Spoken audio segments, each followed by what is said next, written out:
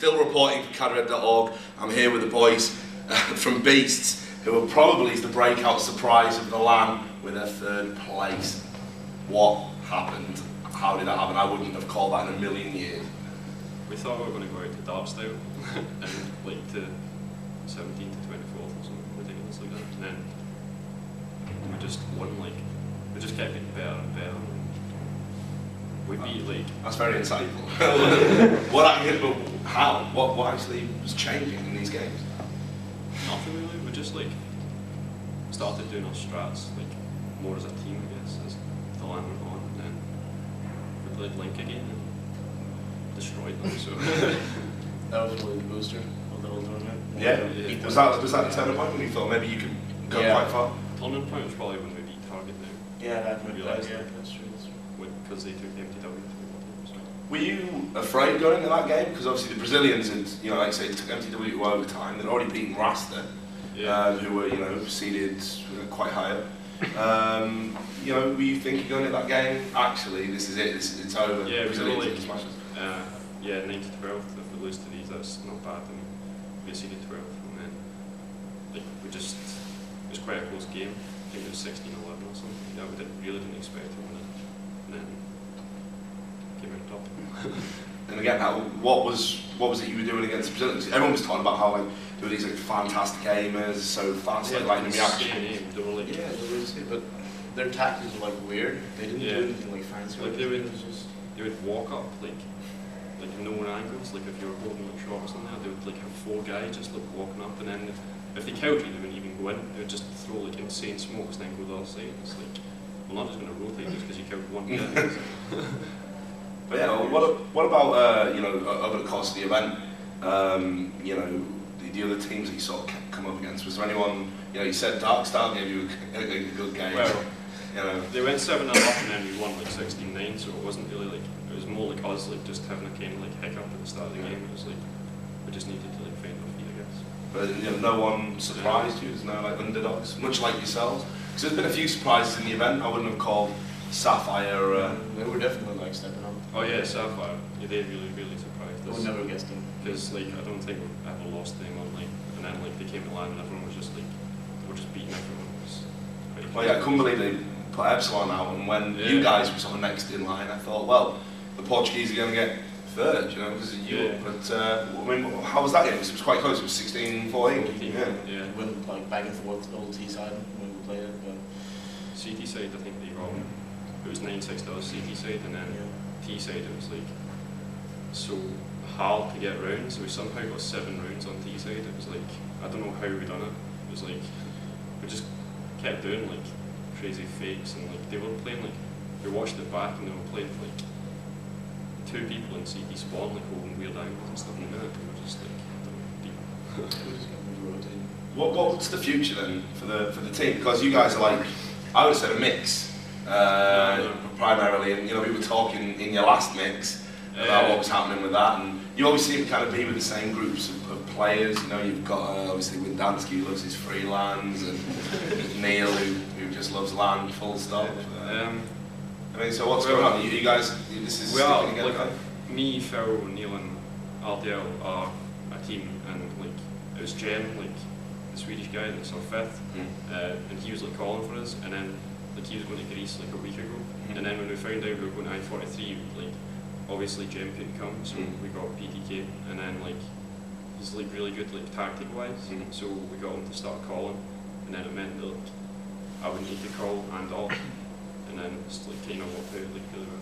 Well, what does that mean for the guy who isn't here then? Well, do you know what I mean? If you were away on holiday, they're going to die. It's not like we're going to be like go online and start talking behind his back and be like, oh, we want to replace you and anything like that. It's like he said he might be quitting and stuff, so if he does, then we'd really like to get like Patrick. He always like said to new friends like, please pick this last so I can quit and you can take the kid instead. So he really like another enthusiastic source player, right? Yeah, he's been like really supportive and stuff, and he keeps like telling his own Steam fans like every game like really well done and stuff like that. So it's good. That's not bad. Nice to have a mascot. Hey, someone actually called him a fanboy. Yeah, he's actually part of the team, by the way. But well, what have you made of the venue and the event itself so far? And I've been asking everyone this because I think this is an important turning point in not just the I series but potentially CSS. I think you've been to both venues, haven't you? Stoneleigh and Newbury? Stoneleigh. So where does this rate? Stoneleigh, that was the one with the big hall, right? Yeah, that was my favourite one. It was just a big hall. Yeah. This one is probably like up there, but like Stoneleigh was my favourite because it's just like a good atmosphere. I don't know.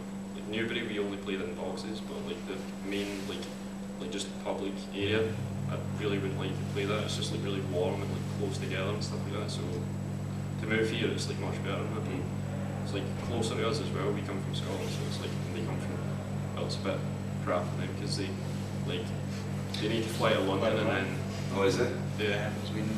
We went like Gatwick, and Gatwick to St Victoria, and then from Victoria to Houston, and Houston to Birmingham. Birmingham, it was like. You must be a little bit underwhelmed when you see something like this, because I've been to Sweden, I've been to DreamHack, I've been to these like massive LAN centres you've got out there with photo online, stuff like this. I mean, what are your thoughts on it?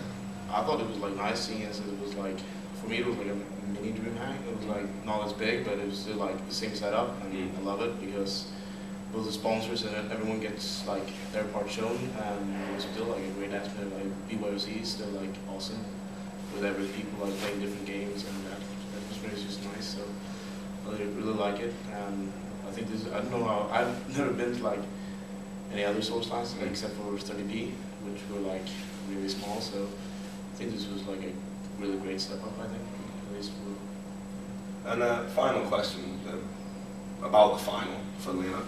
We're going to have Very Games MTW. I'm not even going to bring up the 16-2, which was just disgusting to watch.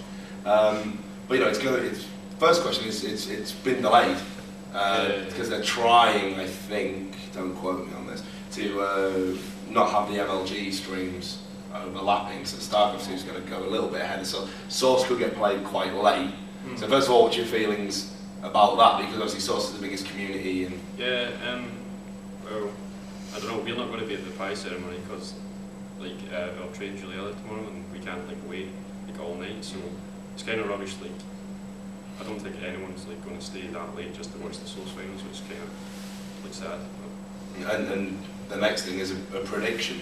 Really, it's such a dumb question. I feel stupid asking it because they haven't lost more than 3 rounds or 17 or something. I say that when we were playing MTW, like even if we got MTW and us to play against Very Games, it's still like 16-2. Yeah, probably. Yeah. They're just. No, even on the worst map, they're just like owning people and stuff. So.